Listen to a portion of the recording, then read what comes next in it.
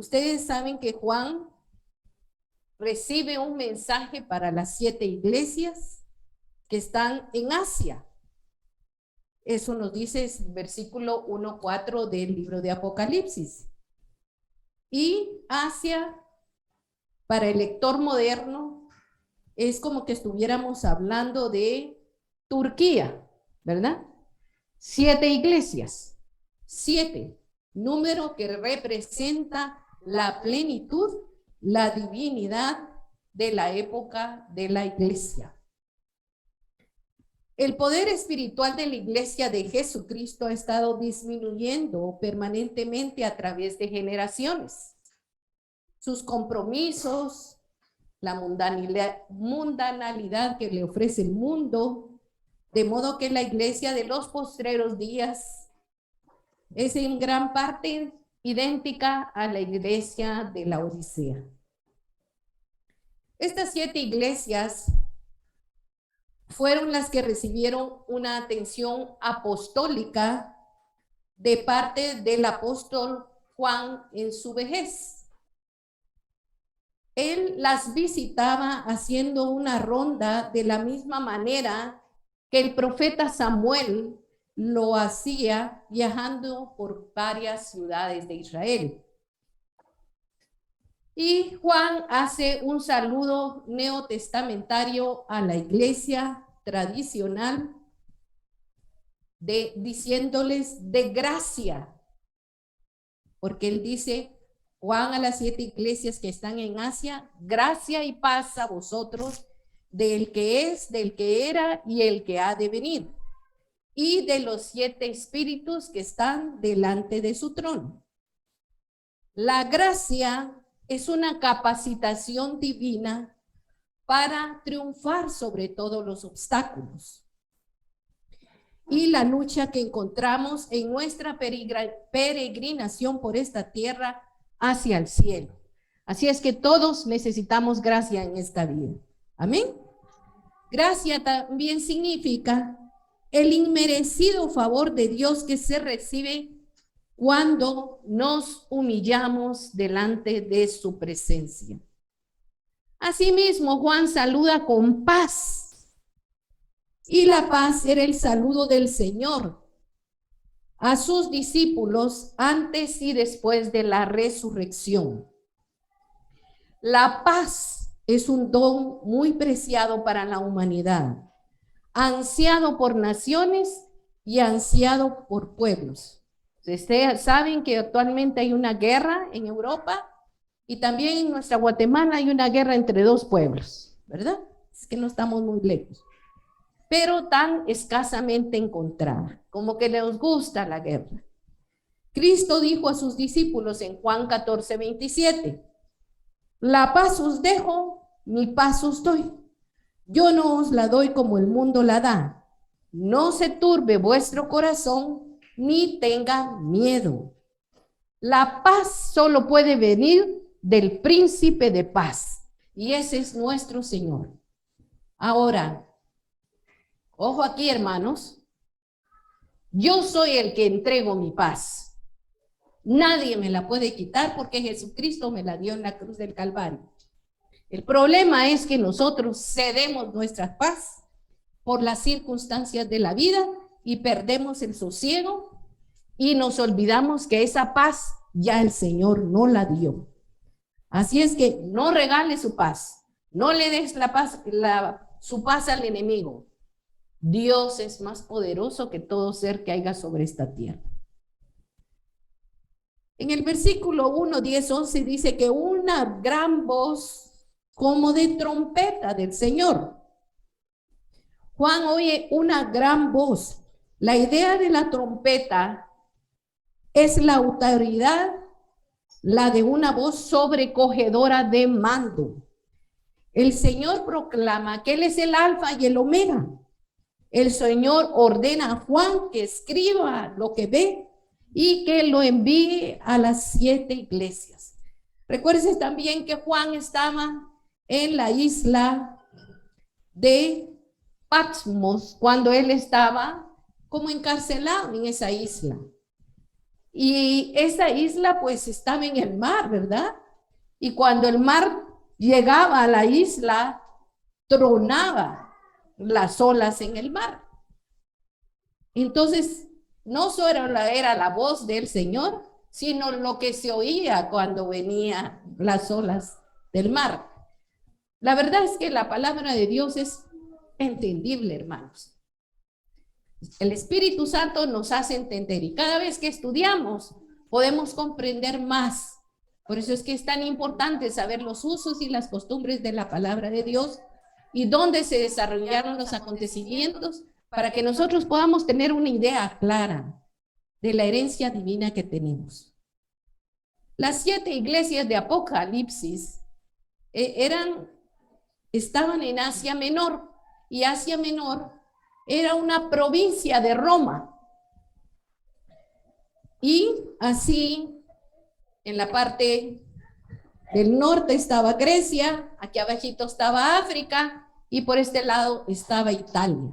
Entonces vemos Asia Menor, Grecia, África, Italia, ¿sí? Y en Asia Menor, en esta parte, estaban las 7 iglesias de Apocalipsis.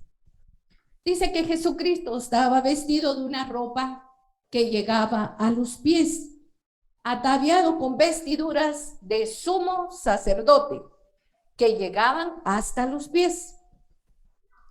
Este atuendo estaba hecho de lino fino, que significa justicia. Recuérdense que el lino fino que vestía Jesucristo tenía tal pureza ese vestido que no tenía ninguna costura. Cada aspecto de la vida de Cristo está lleno de justicia. La túnica de los profetas, sacerdotes, reyes y príncipes eran de esa clase, unas túnicas, una ropa que llegaba hasta los pies, y la túnica representa el misterio profético y sacerdotal y real de Cristo.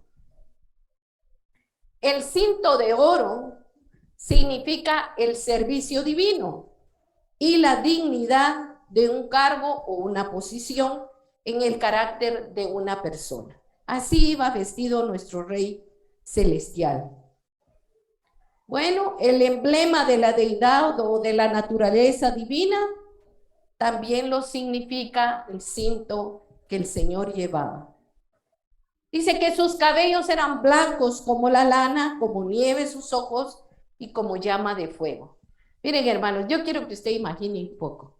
¿Se imagina usted que se le aparezca el Señor en esta forma? Imagínense ustedes, de verdad, igual que Juan, caeríamos como muertos por la impresión tan fuerte de ver a nuestro Señor. Dice que los cabellos blancos pues significan sabiduría.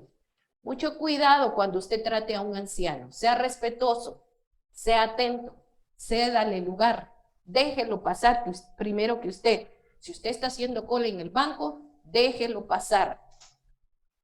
Los cabellos recuerdan los tesoros de la sabiduría y del conocimiento que tenía nuestro Señor.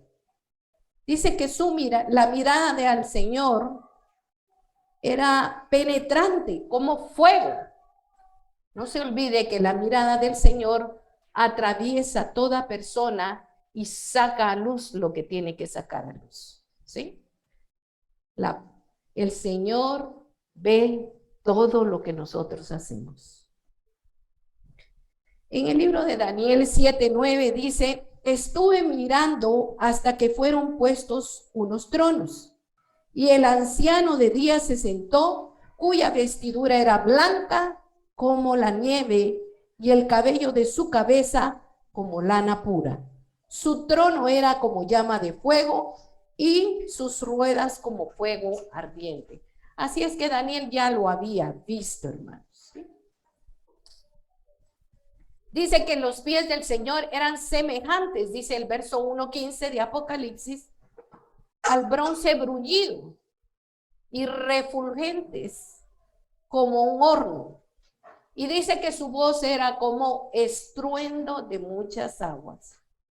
El bronce simboliza juicio. el bronce no cambia con el tiempo. El bronce también indica la perennidad en sus juicios y una norma inflexible para la caminata de Cristo. La ética situacional no existe. Las normas de Dios nunca cambian. Amén. El agua, pues significa vida, ustedes ya lo saben. Juan 6:63 dice, el espíritu es el que da vida y la carne para nada aprovecha. Las palabras que yo os he hablado son espíritu y son vida. Cuando Cristo hablaba, sus palabras tenían el sonido como de muchas aguas. Pero tienen que comprender esto que les acabo de decir de la historia. Y también la fuerza y el poder con que Jesucristo habla, ¿verdad? Porque las fuerzas del agua no las puede detener nadie, ¿verdad? Pero entonces tienen poder. El agua tiene poder, hermanos. Si no, miren aquel hoyo que tenemos aquí abajo, ¿verdad? De Villanueva. Se quisieron rellenarlo con un poquito de lodo ¿pero qué? Ese era, yo le digo a mi esposo, esas eran cuevas, las que habían abajo, ¿verdad? Bueno, tenía en su diestra 7 estrellas y de su boca salía una espada aguda de 2 filos. Dice que su rostro era como el sol cuando resplandece en su fuerza. La espada que sale de la boca del Señor significa la palabra escrita y hablada, que es como espada. Dice, porque Hebreos 4:12 dice, porque la palabra de Dios es viva y eficaz y más cortante que toda espada de 2 filos. Y el sol, o sea, lo que relumbraba de su rostro, cuando Cristo se transfiguró, el rostro dice que le brillaba como el sol. Bueno, hay 4 aplicaciones de los mensajes a las 7 iglesias. Se aplica a las iglesias que existían en esos días y en lo que se refiere a la dispensación y orden histórico, pero se aplican a las iglesias de tiempos neotestamentarios hasta nuestro tiempo. Y se aplican a las iglesias locales de hoy. Perdón, hermanos. Esta garganta me molesta, pero el Señor Jesucristo me ayudará. Se aplica también a los individuos. Estas 7 iglesias se pueden contemplar dispensacionalmente, muestran la historia, la iglesia de los tiempos neotestamentarios. Efeso significa la iglesia neotestamentaria de los primeros días. Esmirna significa la iglesia neotestamentaria que padeció una gran persecución. Pérgamo significa la iglesia romana de los primeros días. Tiatira significa la edad del oscurantismo y Sardis significa la edad media, el tiempo de Martín Lutero. Filadelfia significa la era de Juan Wesley, el tiempo del avivamiento y la santidad. Y la Odisea significa la iglesia de los últimos días, que es lo que vamos a ver ahora. Cada mensaje tiene un bosquejo similar como aparece a continuación. Cada iglesia, fíjese bien, cada iglesia Dios le dio una revelación específica. A cada iglesia Dios, si correspondía, le daba un elogio. a cada iglesia el Señor le hacía una corrección o una reprensión. Y el Señor siempre concluía con una promesa para los vencedores. Amados hermanos, en este mundo hay que vencer. Amén. Y Dios nos ha dado el poder para vencer. Nos ha dado su Espíritu Santo. Dice la palabra de Dios que las armas de nuestra milicia no son carnales, sino son poderosas en Cristo Jesús. Amén. Así es que en Cristo Jesús somos más que vencedores. Bueno, Efeso, no voy a reparar sobre las iglesias, mejor para que usted lo lea, voy a irme directamente a la Odisea.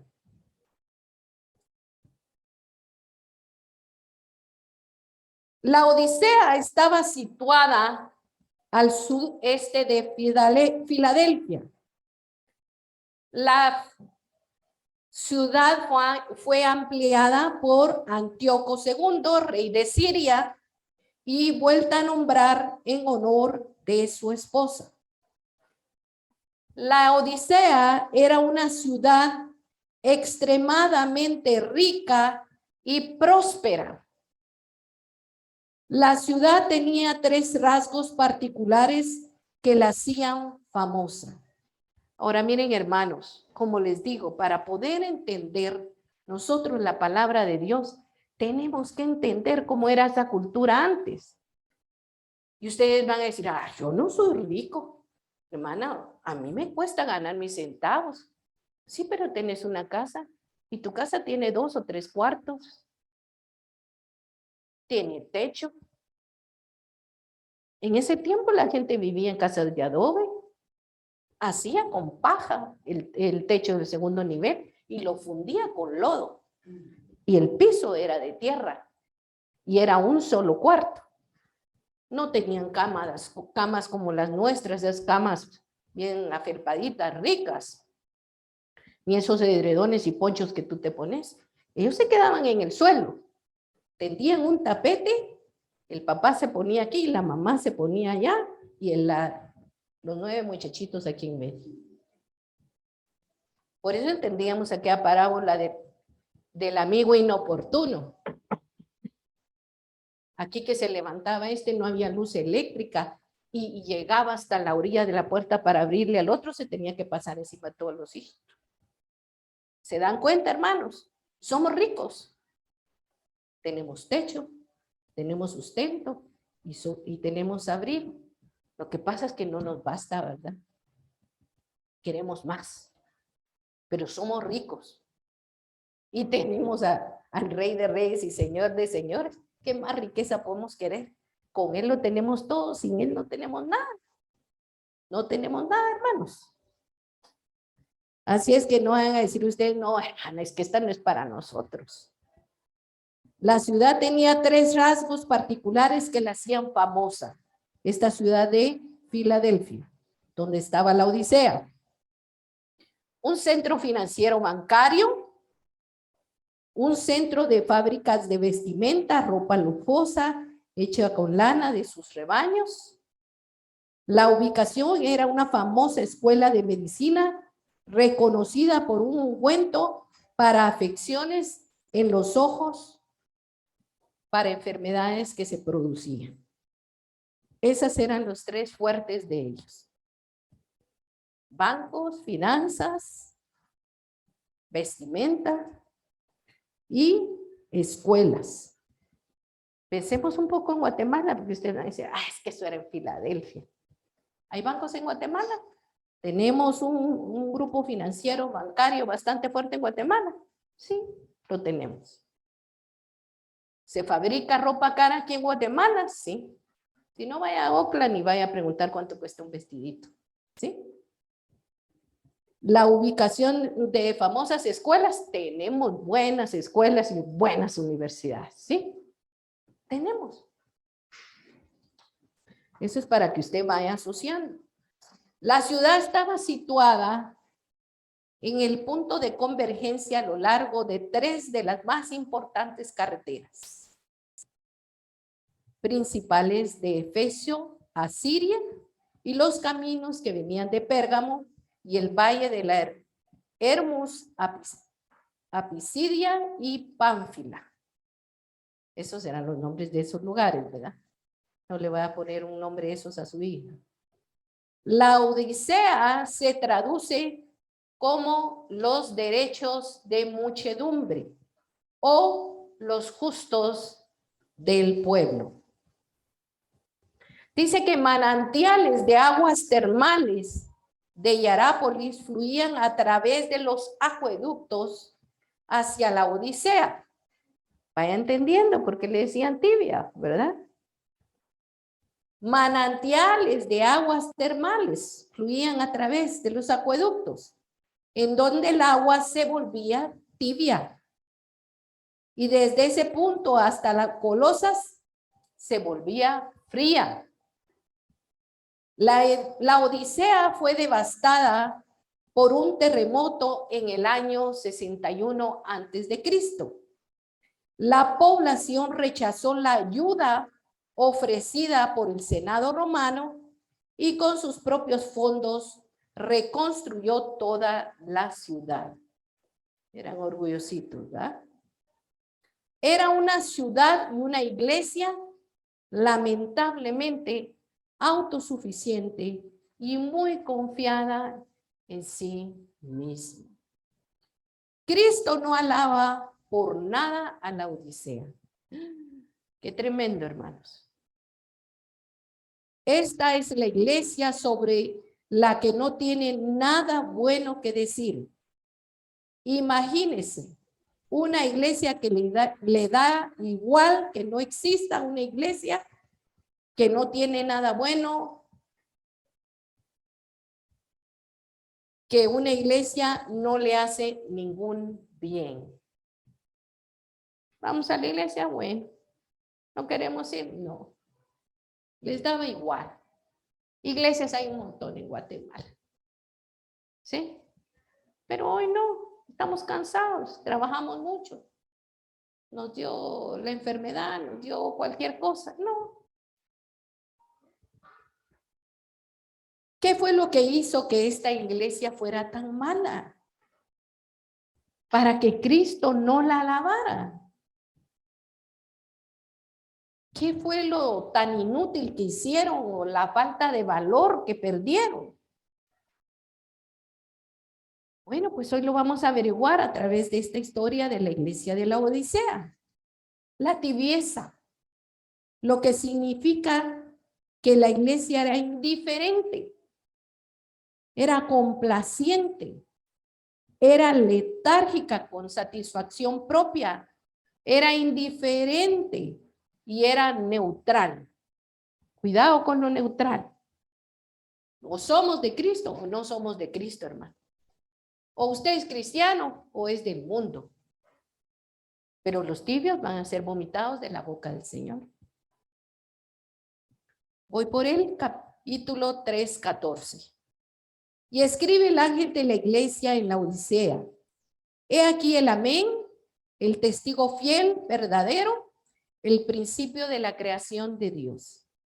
El Señor se presentó a sí mismo de una manera muy significativa, declarando que Él es el amén. Cuando usted ora, dice, Señor, te damos gracias por estos alimentos. Señor, porque tú has hecho germinar la tierra para que produzca alimentos y nos sustente. Gracias por ese suculento desayuno, por esos huevitos, el frijolito, el mochito, los platanitos fritos, etc. Cuando usted termina de orar, ¿qué dice? Amén. Ese es el final y al ataque, ¿verdad? Todos a comer. El Señor es el amén, es el fin. El término amén se utiliza para terminar la oración, para declarar la fidelidad de alguna declaración. Es un término que declara garantizada está la verdad. Eso significa. Porque usted tiene el plato de comida y todo. Usted no va a decir, no, no existe, no existe, es fe. No, ahí está. Usted está orando rápido porque quiere comer.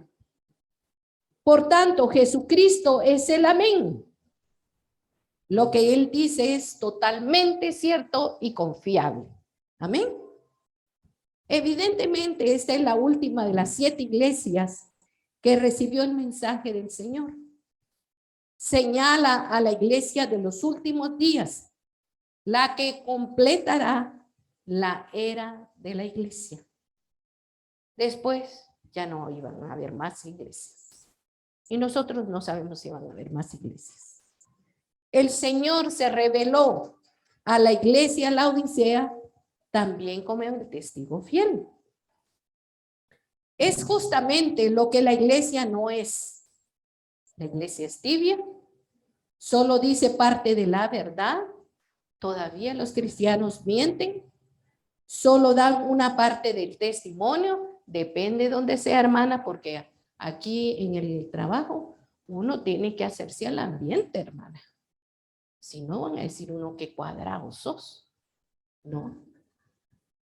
A veces el testimonio está a medias. ¿Saben qué? Recuérdense cómo estaba vestido el Señor. Dice que tenía ojos como llama de fuego. Él ve cómo nos conducimos, ¿sí? A Él no le podemos mentir. Así es que hablemos con la verdad y demos testimonio donde quiera que estemos. Es solo fiel a medias a Cristo. Necesita la iglesia tibia una visión renovada de Cristo. Debe volver a enfocar su atención en Jesucristo. Lo que él estaba por decirles era ciertamente la verdad y no falsa seguridad en la que ellos habían caído. Siempre que vamos a una iglesia y nos hablan de que vamos a prosperar, que vamos a tener mucha plata y buen éxito, eso sí nos gusta. Pero Dios siempre dice la verdad. Y ya les dije que Él da una revelación, da una instrucción o una corrección y da una palabra de promesa. De cierto te digo que lo que sabemos y hablamos y lo que hemos visto testificamos. Y no recibiste nuestro testimonio, dice Juan 3:11. Jesucristo es el principio de la creación. Jesucristo es el gran creador del universo, el hacedor y sustentador del universo.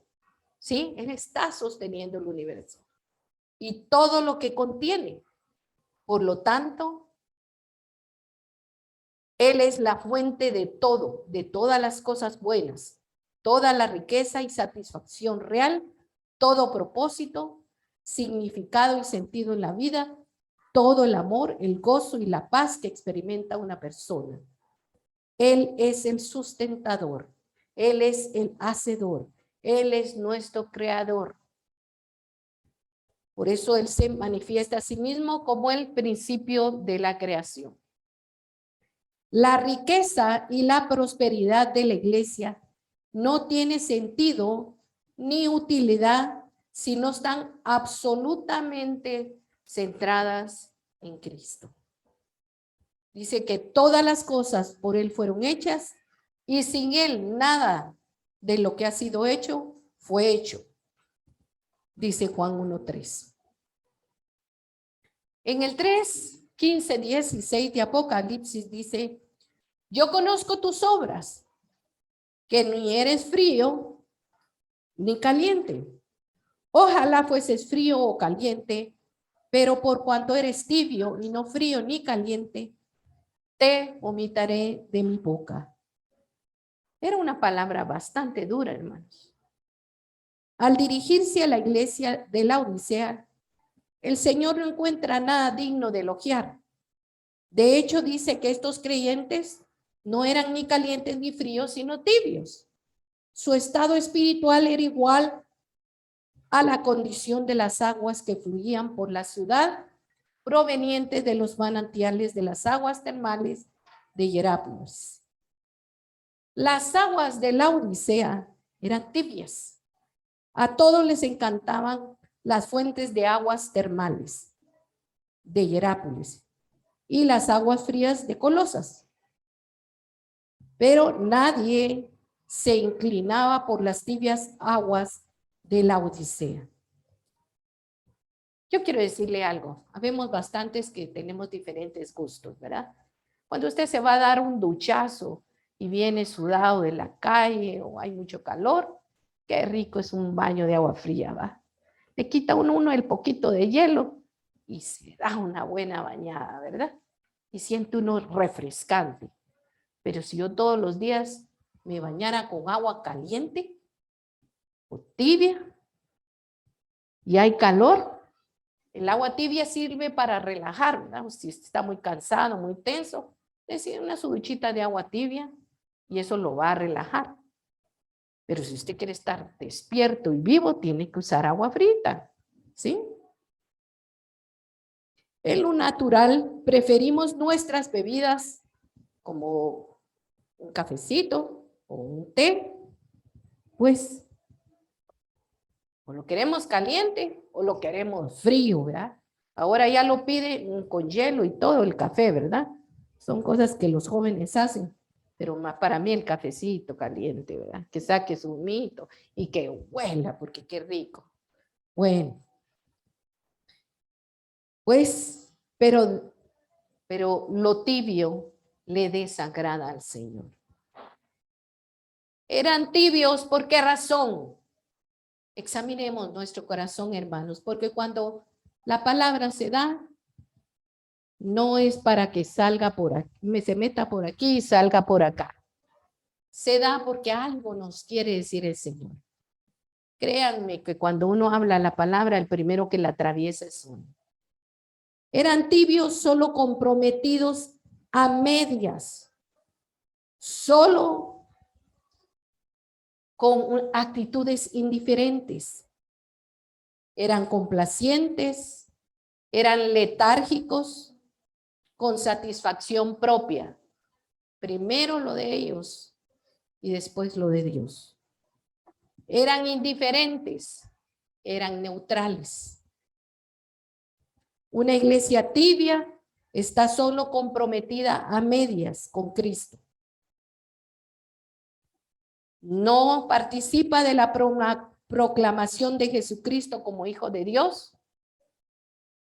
No participa de la enseñanza de la palabra de Dios.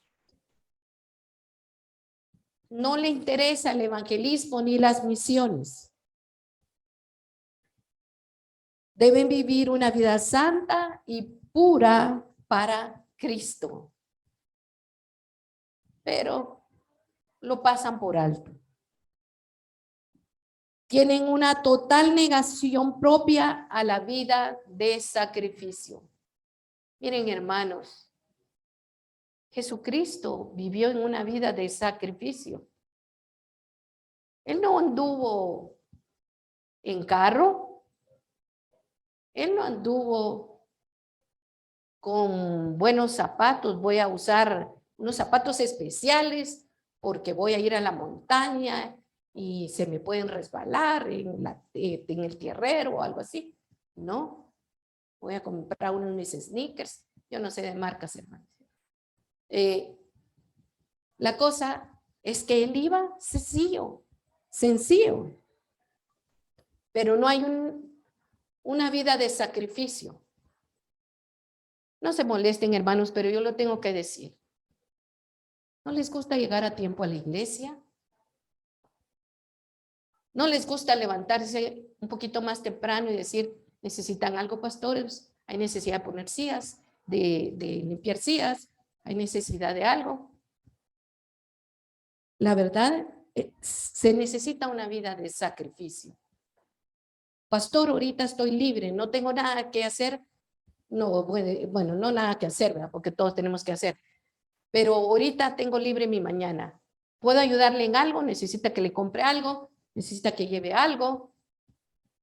Disponer una vida de sacrificio y tomar en cuenta las cosas de Dios. Se compromete a medias con la iglesia local. Dice que sí, pero a la hora de la hora no está. Con asistir y estar despierto y aprender en los servicios de la iglesia. Yo sé a veces que nosotros damos estudios Y tratamos de acomodarlos un poquito al horario de las personas porque reconocemos que trabajan. Pero necesitan esas enseñanzas. Necesitamos aprender y estar despiertos. Hay gente que va a dormir a la iglesia, ¿verdad? Siente rica la silla y se acuesta, pues si se duerme como que está en el cine. En apoyar a la iglesia, en dar testimonio y ejercer el conocimiento de la Biblia y la oración. La iglesia de la Odisea era tibia en su experiencia cristiana. Había cierta insipidez en su caminata con Cristo. Le faltaba fervor. Mire, hermano, yo no sé si usted se acuerda cuando conoció a Jesucristo. Yo sí me acuerdo. Como soy más viejita que ustedes, ¿verdad? Pero fíjense, hermanos, que cuando yo llegué a la iglesia y descubrí el mundo de la iglesia y conocí a Jesucristo, yo quería estar en todo. Yo quería que me pusieran en todo. Y el Señor, desde que yo acepté a Jesús, los líderes me echaron el ojo, fíjense, y me dijeron, te toca venir el día martes, porque el día martes era una capacitación para líderes. Pero ellos me querían poner a trabajar, me echaron el ojo y dijeron, esta trabaja. Y me pusieron ahí. De ahí que me capacitaron, me dijeron, bueno, te toca dar clases de escuela de Biblia con los niños. Y así comencé. Yo la Biblia me la conozco muy bien, porque siempre di clases a los niños. Me encantan las historias para los niños. Me gusta mucho, porque tienen enseñanzas preciosas. Y hay gente que no conoce el Antiguo Testamento, pero uno puede conocer el Antiguo Testamento muy bien a través de todas esas historias. Y como son historias, pues se le queda a uno rápido.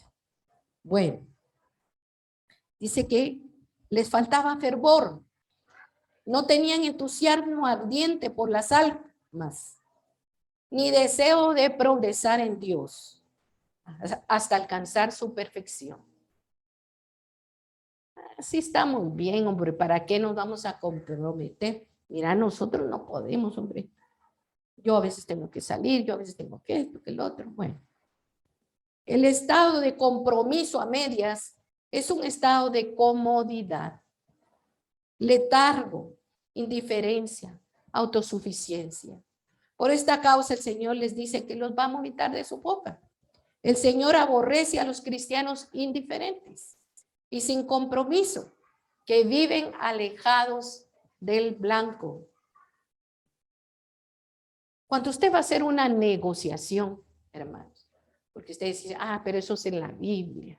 Bueno, pero cuando usted va a hacer su negociación, y si la negociación es grande, usted hace un compromiso con esa persona, le pide un cheque de anticipo, y usted tiene que concluir esa meta que se puso con esa persona, cualquiera que sea su trabajo. Si es consultor, si es arquitecto, si es vendedor, lo que sea, usted amarra bien ese negocio para llegar a la meta de venderle lo que necesita y mejor si le puede vender otro poco más. Así es que si lo hacemos en las cosas naturales, lo tenemos que hacer en las cosas espirituales y tenemos que llegar al blanco, al supremo llamamiento que es en Cristo Jesús. Hay personas que asisten a la iglesia para aquietar su conciencia, solo lo suficiente como para sentirse aceptables delante de Dios. Ellos no creen que Dios nunca los rechazará. El Señor quiere que cada creyente sea ferviente, que tenga esa viveza en el espíritu y totalmente entregados a Él. Mire, amados hermanos, como les comenté, hemos pasado unas semanas difíciles, pero ustedes no se maravillan. No puedo explicarles cómo me gustaría que ustedes se maravillaran de los milagros que Dios nos hizo con mi esposo, ¿verdad? A mí nunca me habían hecho esa prueba del COVID, ingrata, que le meten la cosa hasta aquí, porque bendito sea el Señor, yo estaba estoy bien. Pero miren, hermanos, nos pasaron tantas cosas con mi esposo, pero vimos las manifestaciones de la presencia del Señor en nuestro salir, en nuestro entrar, en su provisión, en su cuidado, en las atenciones que hicieron con mi esposo en el intensivo. Y ustedes saben cómo es mi esposo, ¿verdad? Pájaro que llega, pájaro que agarra. El enfermera, enfermero, el que llegara, le hablaba de Jesucristo. Y hubo, ya de último, cuando iba a salir, tenía a 3 enfermeros ahí sentados y les dio la palabra. En el intensivo llegó un muchacho que se iba a quitar la vida y mi esposo, antes de que se saliera, el papá se lo llevó ahí a mi esposo y mi esposo le predicó la palabra. Y le habló fuertemente que no podía atentar contra su vida. Hermanos, no hay excusa para servir al Señor. Podemos alcanzar las cosas naturales, pero debemos alcanzar las espirituales. La Odisea estaba en completa apostasía del Señor. Es también la única iglesia que contradice basándose en su propia justicia. La iglesia de la Odisea tenía una alta opinión acerca de sí misma. Dice el versículo 3:17, porque tú dices, yo soy rico y me he enriquecido y de ninguna cosa tengo necesidad. Y no sabes tú que eres desventurado, miserable, pobre, ciego y desnudo. La iglesia en la Odisea era muy orgullosa, confiaba en sí misma. Eran ricos en abundantes recursos, en recursos naturales y económicos. Sin embargo, mire pues, sin embargo, hay una coma, una pausa. Carecían de las verdaderas riquezas en Jesucristo. Hermano, su verdadera riqueza es Jesucristo. Las demás cosas vienen por añadidura. Y el Señor va a bendecir el fruto de la obra de sus manos. Él es fiel. Él es fiel. Y permanece fiel. Pusieron a la misma altura, fíjense bien, quiero que me ponga atención, pusieron a la misma altura las riquezas del mundo con las riquezas de Dios. Y ustedes saben que Dios no comparte su gloria con nadie. Sentían que habían sido especialmente bendecidos por Dios porque habían sido benditos en sus posesiones materiales y se tornaron, mire pues, cuando uno no tiene un concepto adecuado de las verdaderas riquezas, autosuficientes, independientes, egocéntricos, orgullosos, vanidosos y presumidos. Mire cómo se volvieron.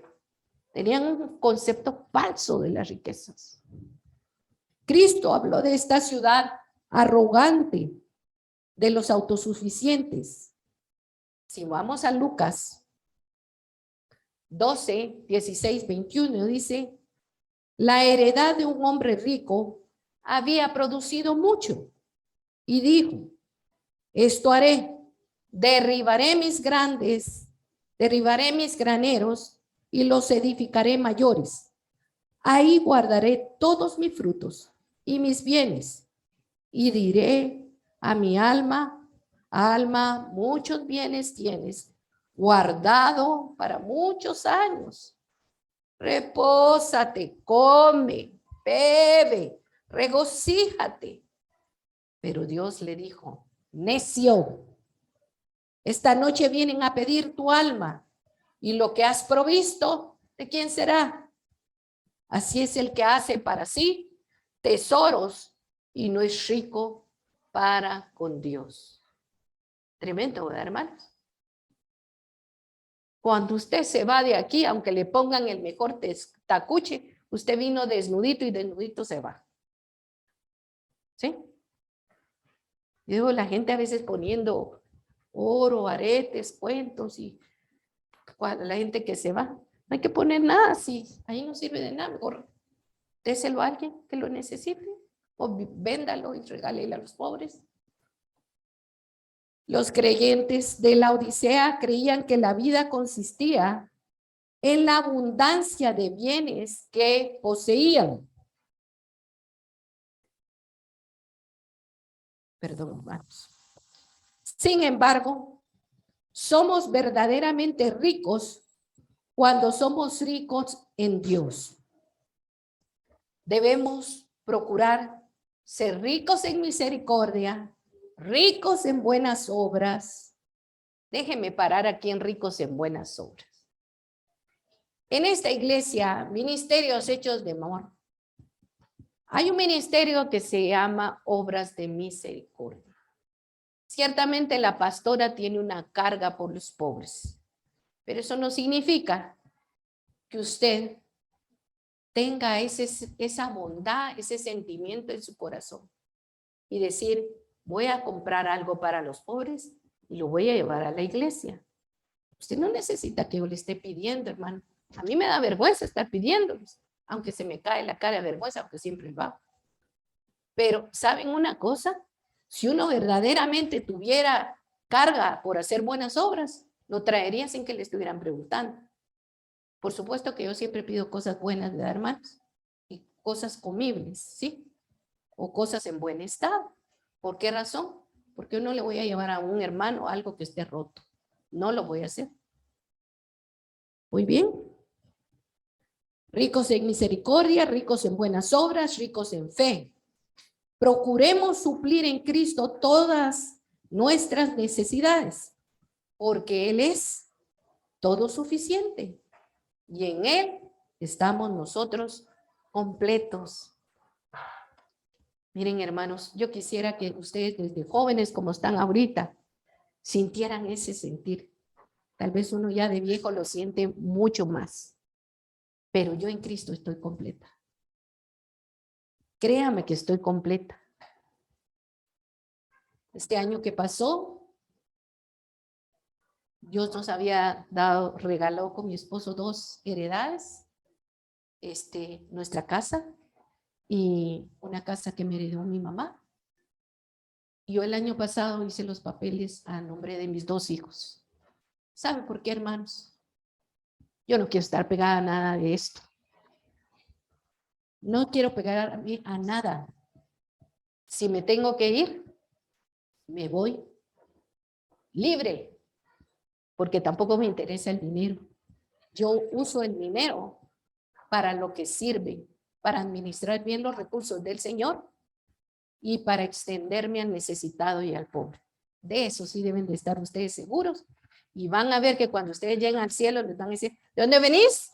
Ah, de Ministerios Hechos de Amor. Ah, sí, ellos dieron aquí, allá, mandaron pastores, hicieron esto, hicieron aquello. Ah, sí, pasa adelante, sentate, ¿sí?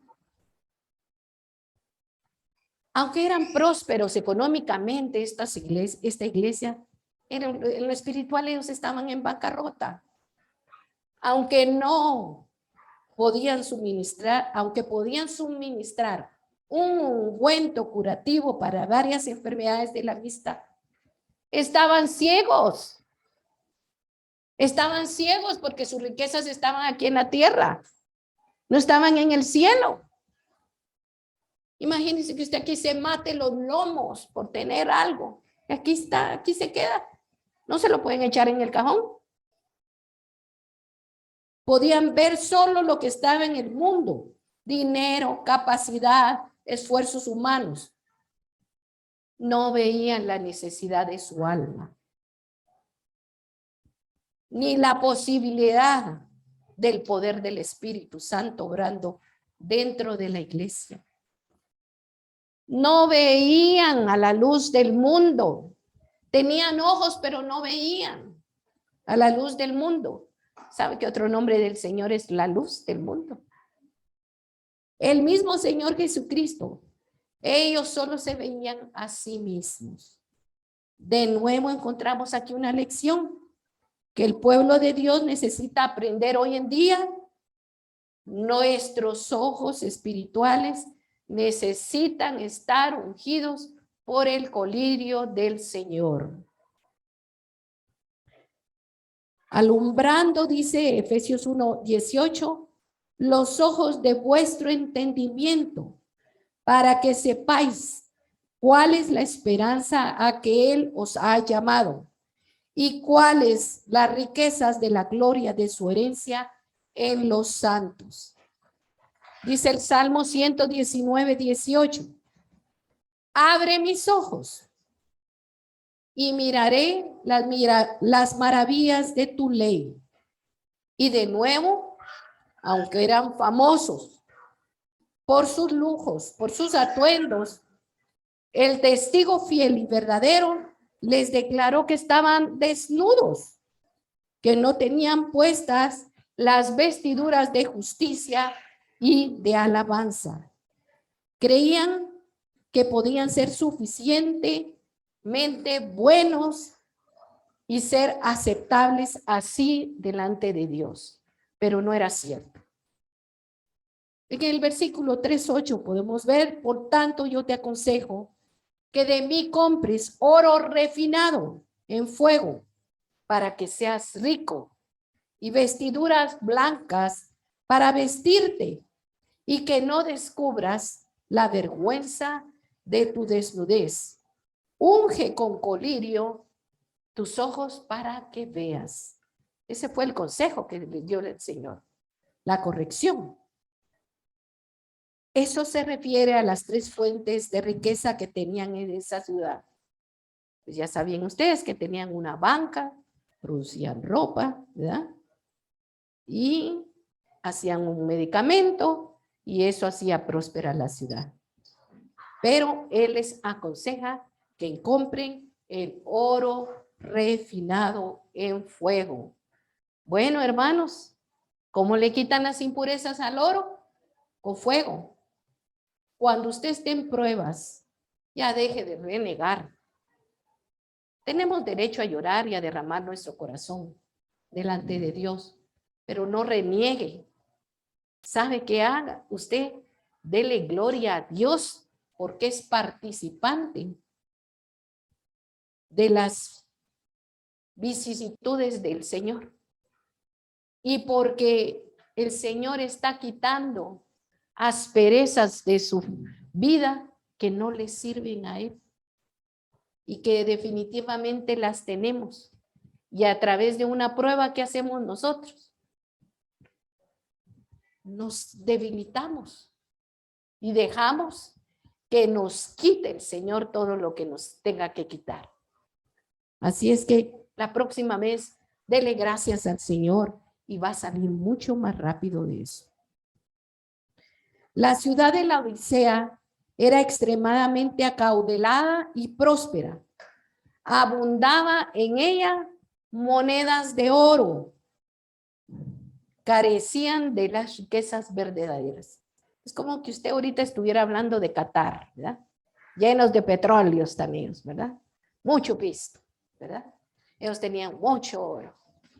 Muy bien. Tenemos la interpretación del oro refinado en 1 Pedro 1:7. Para que sometida a prueba vuestra fe, sea cuando Dios nos pruebe, mucho más preciosa que el oro, el cual, aunque perecedero, se prueba con fuego, sea hallada en alabanza y gloria, honra cuando sea manifestado Jesucristo. Por lo cual el Señor les estaba aconsejando comprar fe, la que solo se recibe por medio de las pruebas severas.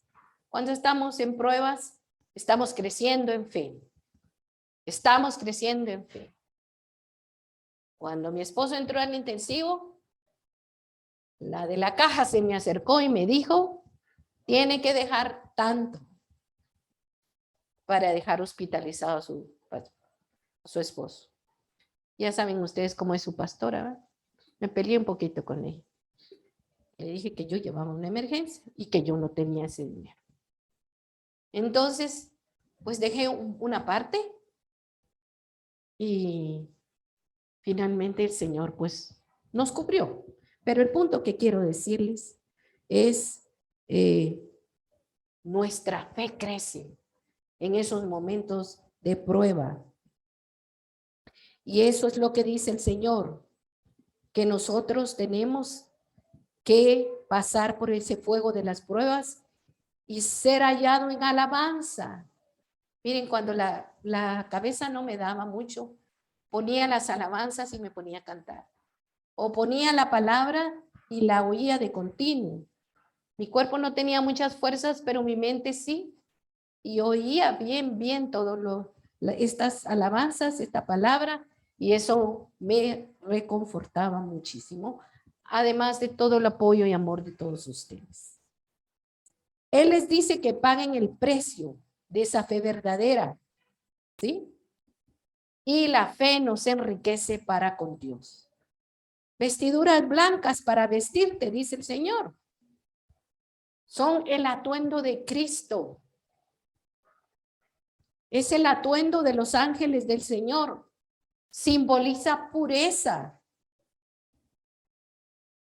Esta amonestación les ha de haber dolido, porque ellos, díganme un par de marcas famosas, chicos, porque yo no sé, de ropa.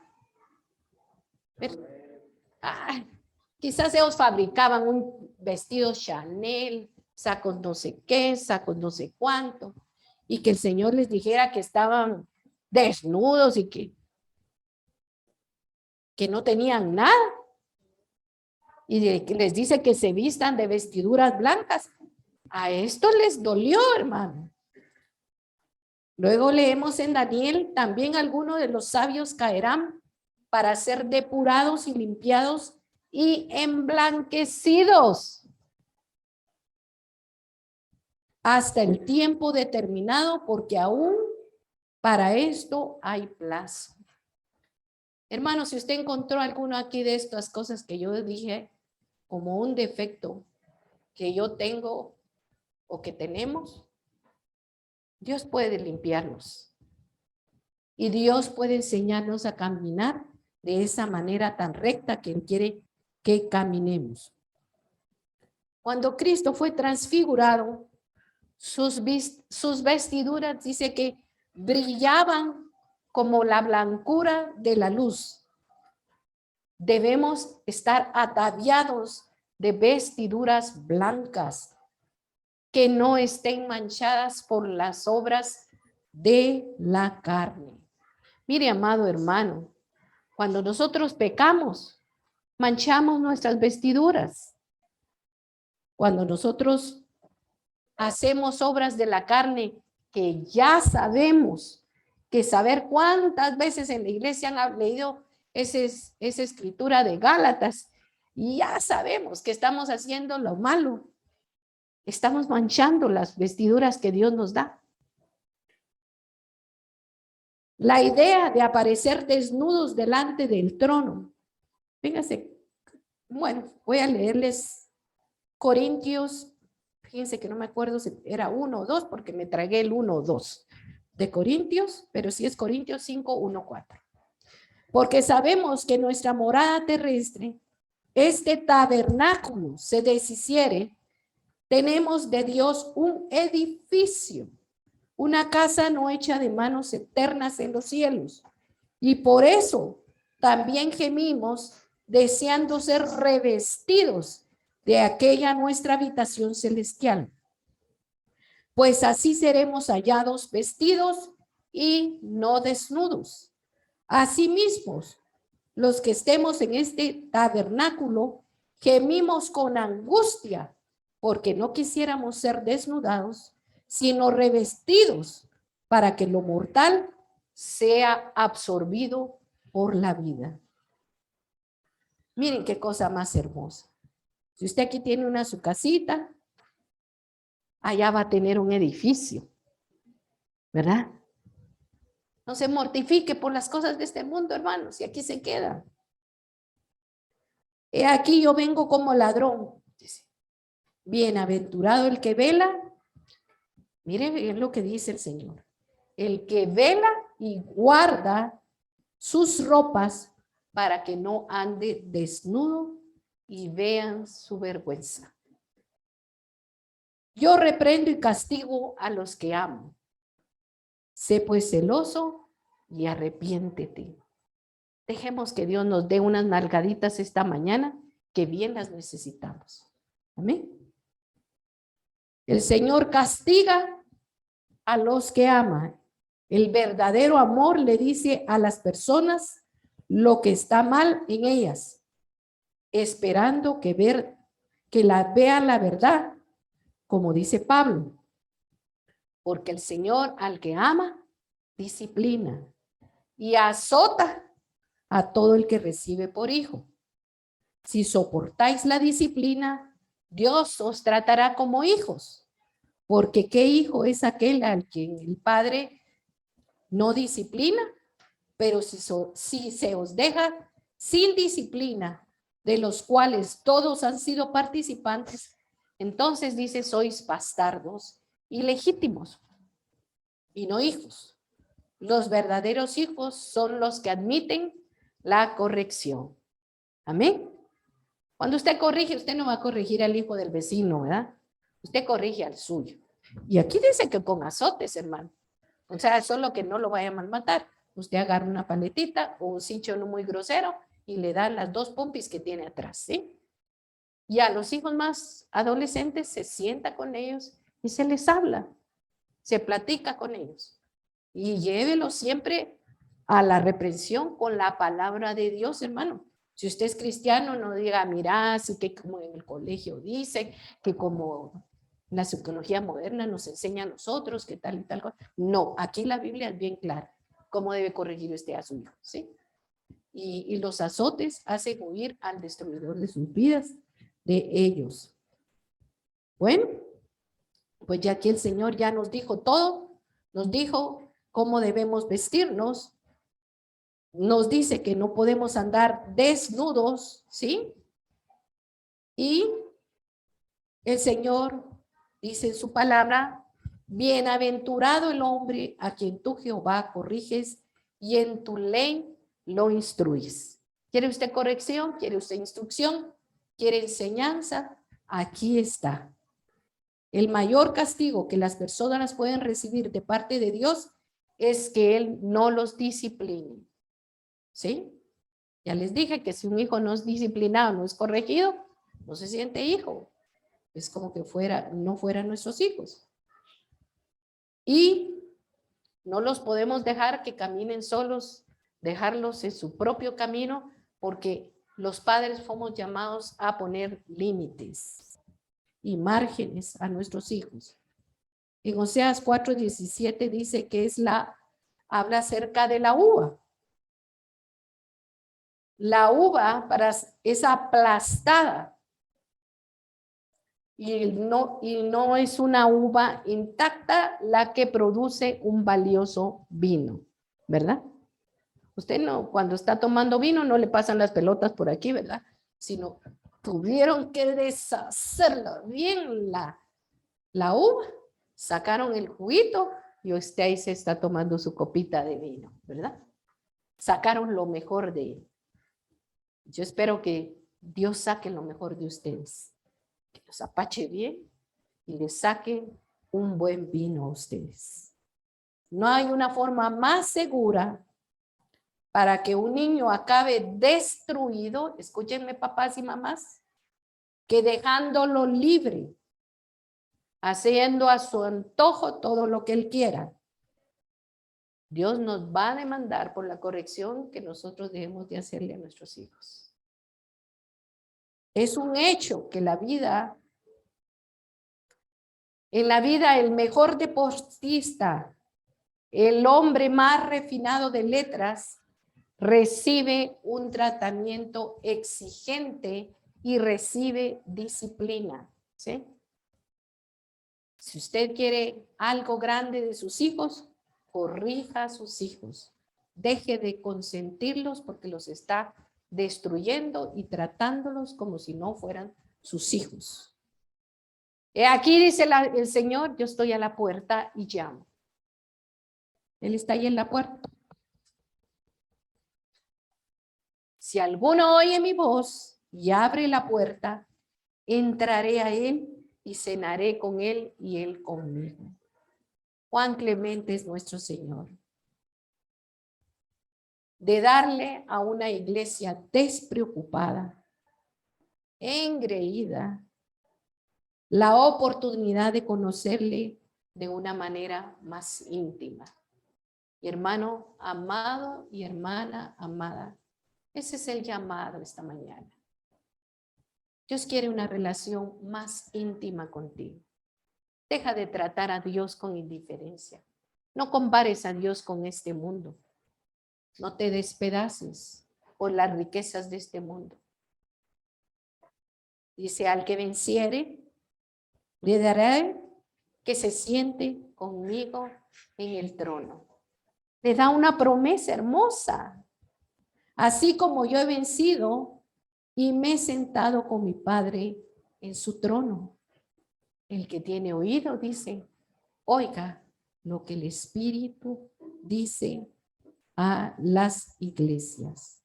Necesitamos abundancia de gracia para terminar nuestra carrera en este mundo y hacer lo correcto delante de Dios.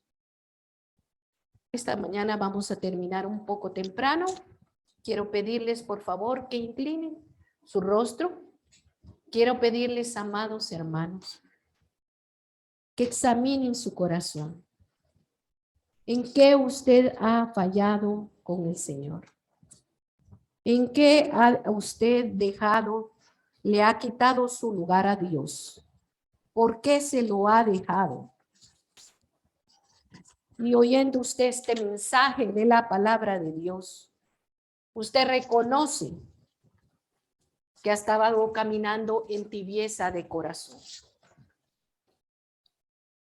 Examinemos nuestro corazón humildemente delante de Dios. Si hemos sido indiferentes al Señor, si hemos sido letárgicos, si no tenemos solo, si estamos buscando solo una satisfacción propia, y hemos dejado de proclamar a Jesucristo. Tal vez usted ha dejado de leer la palabra de Dios.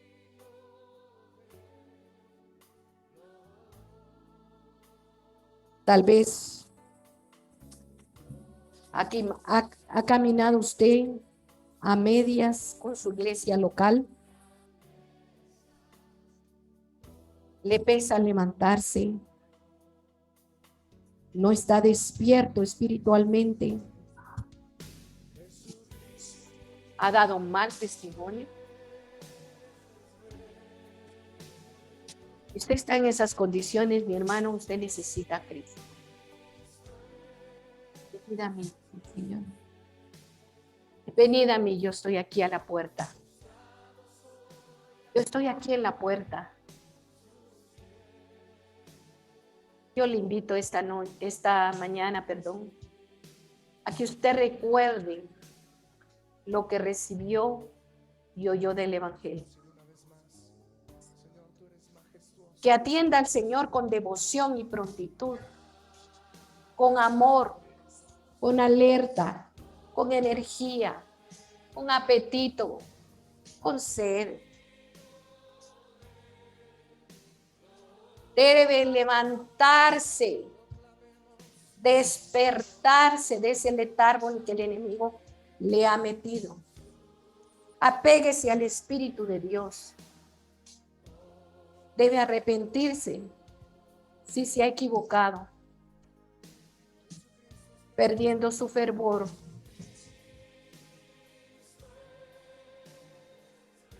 Sabemos que tenemos un Dios que es amor, pero también Él traerá juicio sobre aquellos que se rehúsan a arrepentirse. tenemos que ser fieles. Tenemos que ser fieles, amados hermanos. Padre, en el nombre de Jesús, levante ahí sus manos donde está, hermano. No estoy diciendo solo al pecador, porque todos somos pecadores. Yo levanto mis dos manos y no me da vergüenza. Estamos aquí delante de tu presencia, Señor, pidiéndote perdón, Señor, porque hemos caminado en tibieza.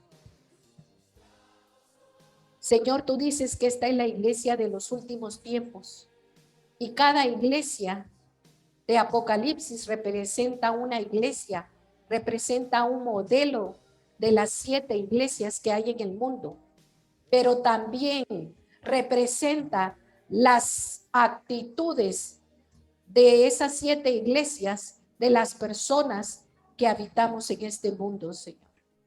Y hoy queremos pedirte perdón con todo nuestro corazón, Señor.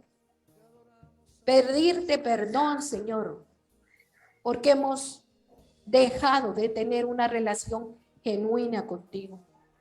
Porque hemos dejado de proclamar la verdad y el evangelio. Porque nuestra boca se satura más de las cosas de este mundo que de las cosas tuyas. Porque estamos afanados y turbados por hacer algo en esta tierra. Señor, Dios Todopoderoso, quita toda carga de nuestros corazones, Señor. Quita toda carga de nuestros corazones, Espíritu Santo. Toca, Señor, la vida de cada uno de mis hermanos, Señor. Señor, aquellos hermanos que se esconden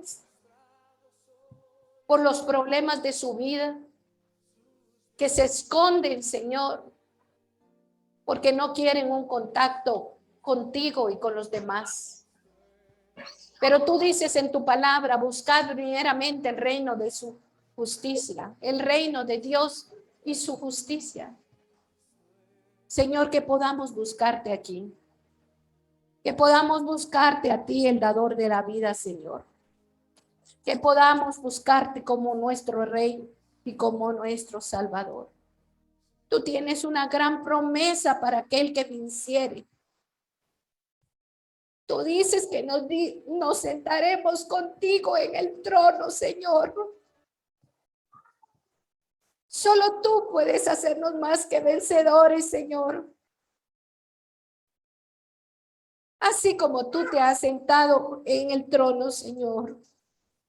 Permite hoy que los sentidos espirituales de nuestra vida, Señor, estén agudizados para oírte a ti, Señor. Oh Dios Todopoderoso, ten misericordia de nosotros. Y una vez más, queremos, Señor, queremos seguirte a ti. Queremos tener esa relación contigo y esa relación con nuestros hermanos, porque nos necesitamos unos con los otros, porque somos el cuerpo de Cristo en esta tierra, Señor. Queremos honrarte con nuestras vidas. Mira estos vasos de barro, Señor. Mira estos vasos de barro que te aman, Señor. Te aman genuinamente, Señor. Ayúdanos, Señor. Ayúdanos en nuestro caminar en esta tierra, Señor, hasta que lleguemos a tu presencia, Señor. Bendito sea tu nombre. Bendito sea el Santo de Israel. Te alabamos y gracias por corregirnos, Señor. Gracias por corregirnos, Señor, porque somos tus hijos, Señor. Gracias, Señor, por azotarnos, porque lo necesitamos, Señor. Gracias, Padre. En el nombre de Jesucristo, te damos toda la gloria, toda la honra a ti, nuestro Rey y nuestro Señor. Gloria a Jesús. Gloria a Jesús. Gloria al Rey de Reyes.